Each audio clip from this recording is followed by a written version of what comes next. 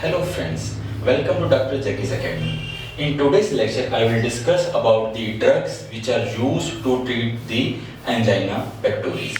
So in this lecture, I will discuss about the angina pectoris, not in detail but in just brief, and what are the drugs which can be used in the treatment of angina pectoris, their side effects and their contraindications. Now, when we discuss about the angina pectoris, so it is a transient means for a short period of time, reversible, substernal pain, which is also sometimes it is not called a pain, but sometimes it is called as a discomfort, a chest pain you can say, but it is reversible. Okay, and why this kind of a pain is occurring? Because there is an imbalance between the demand and the supply.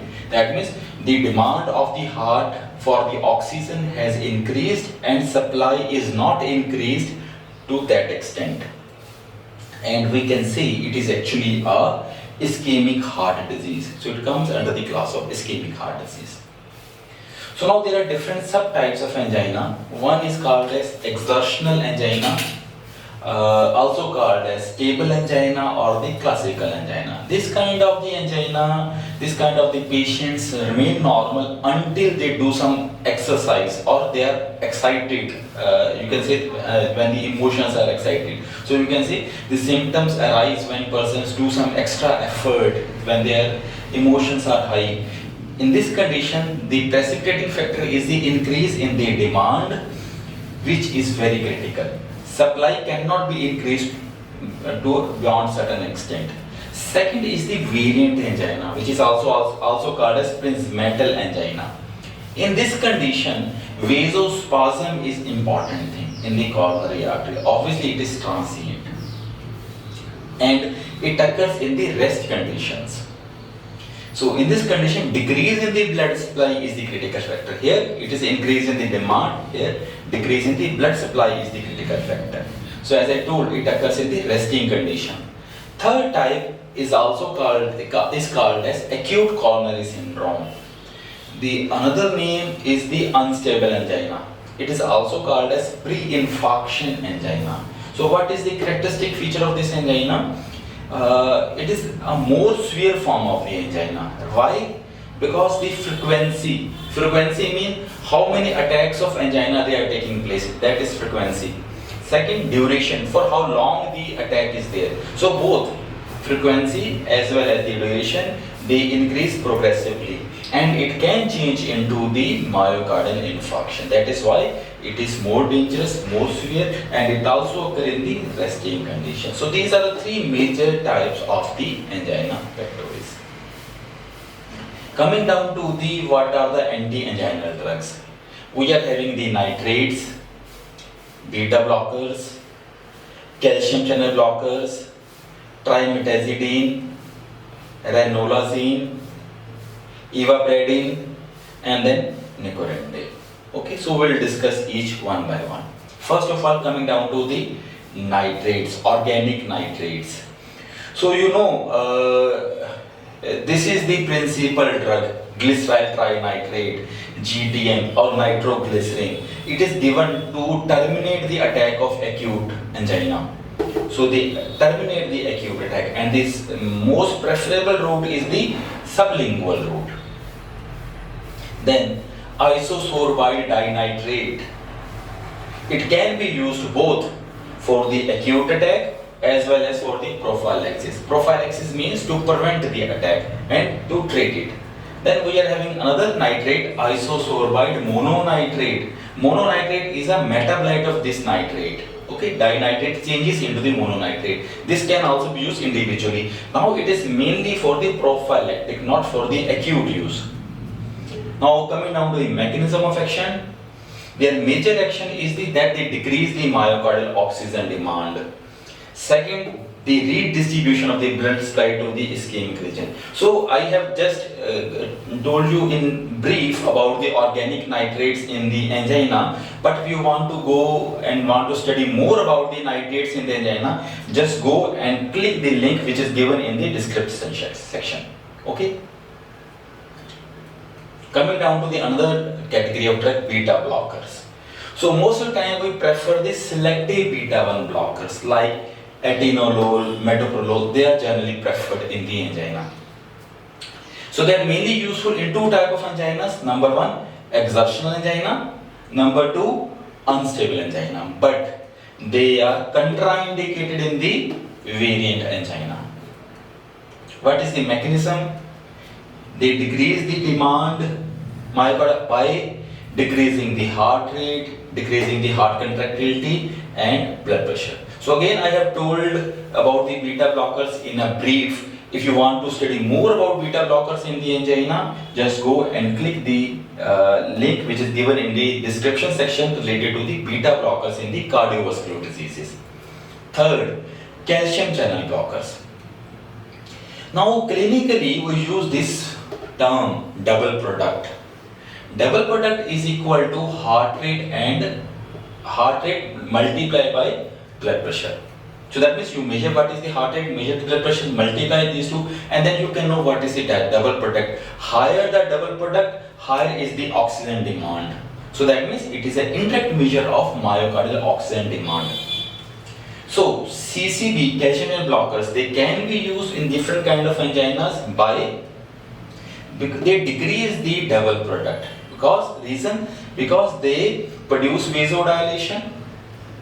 Okay, they decrease double product. Why they decrease double product? Because they reduce the blood pressure. They also reduce the heart rate.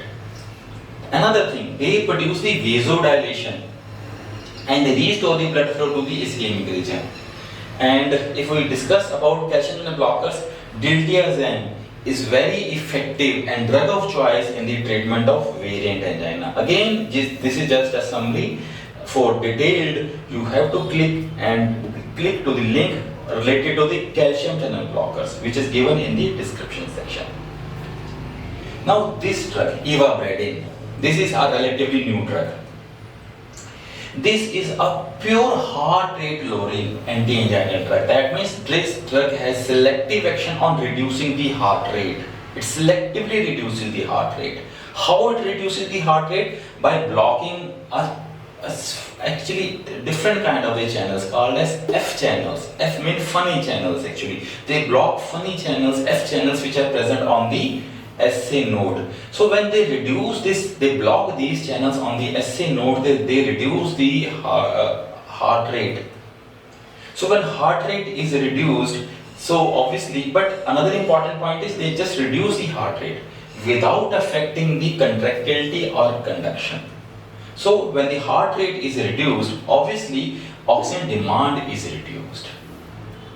So where these drugs are used, basically they are the alternative to beta blocker. You want to give beta blocker and the person recovers from the disease, but if beta blockers are contraindicated, you cannot give beta blocker, then ivabradine can be replaced. Okay, so they are the alternative to beta blockers.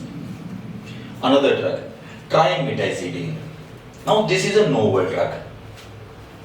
It does not alter the hemodynamics. That means no effect on the heart rate, no effect on the blood pressure. So it manages angina by a non-hemodynamic mechanisms. So no effect on heart rate or the blood vessels.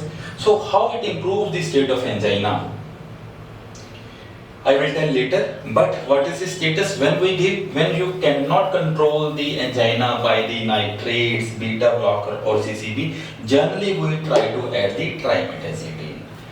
Now what is the mechanism of action? Very important mechanism. They improve the myocardial tolerance to the ischemia. What is the meaning of this line, myocardial tolerance to ischemia? That means if you are having a low oxygen, in the presence of trimetazidine, heart utilizes that oxygen in a more efficient manner. Okay, so without wasting oxygen, in a more efficient manner, it utilizes the oxygen. I will discuss how. So it improves metabolism, it affects metabolism, myocardial mechanism, and uses oxygen in a better manner. I will discuss in the next slide how. So specifically you can say trimetazidines, they are PFOX inhibitor. They are PFOX inhibitor. What is that PFOX? FOX means fatty acid oxidation pathway. They inhibit fatty acid oxidation pathway. So now you have to remember this thing that heart uses fatty acid for getting the energy. Okay, and fatty acid, they utilize lot of oxygen. But if you give trimetazidine, then they block this fatty acid oxidation. Now, once you block fatty acid oxidation, now heart has to go into the glucose metabolism. That means by inhibiting fatty acid oxidation pathway, you are shifting the fatty acid metabolism to glucose metabolism. And glucose metabolism uses less oxygen and more efficient. So what we are saying is that ischemic myocardium uses oxygen in an efficient manner because now you are making the heart to use glucose, not fatty acid. And fatty acid was using more oxygen. So this is how the tolerability of the heart is increased to the ischemia. So if you go for the more specific how it inhibits the fatty acid oxidation, so there is a name of this enzyme which is inhibited actually. So this is a mitochondrial enzyme which is called as long chain 3-ketoacyl coenzyme thiolase. So this is a long name. So this is called as long chain 3-ketoacyl coenzyme thiolase. This enzyme is inhibited. As a result, this fatty acid oxidation is inhibited. Coming down to another drug, ranolazine. This is again a novel anti-anginal drug. So what is the mechanism? It inhibits sodium current. Now what is the linkage of sodium current? Actually sodium is linked with the calcium.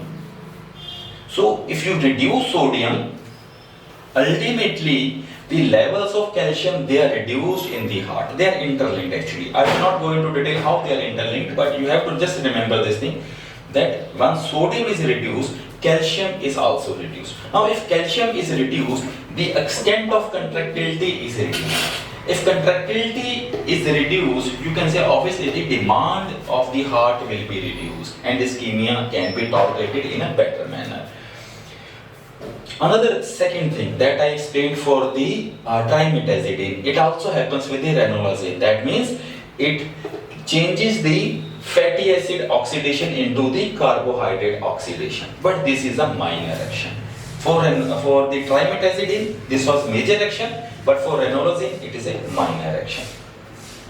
So again, it is used ranolazine when other drugs cannot be used. Now coming down to the last drug that I am going to discuss for the angina is the nicorandil. There are two mechanisms by which you can see it relieves the angina pain. Number one, it opens ATP sensitive potassium channel. Okay. So if the potassium channels they are open, potassium is present in a higher concentration inside the cell. So if the potassium channel will be open, potassium will move outside. That means there is an efflux of potassium ions. And if the positive ion is moving outside the cell, the inside becomes negative. This is a hyperpolarization. So once hyperpolarization is there is a smooth muscle relaxation. Smooth muscle relaxation means vasodilation. So in nutshell, you can say opening of potassium channels, hyperpolarization and vasodilation of the coronary arteries. Second mechanism is that it releases nitric oxide. It is also a nitric oxide donor. And because of this nitric oxide, it produces the vasodilation. And you remember nitric oxide increases the cGMP levels to produce vasodilation. So this is what I wanted to discuss with you about the anti-anginal drugs. In the upcoming video, I will discuss about the hypertension and what are the different antihypertensive drugs that we can use along with their mechanisms and the side effects.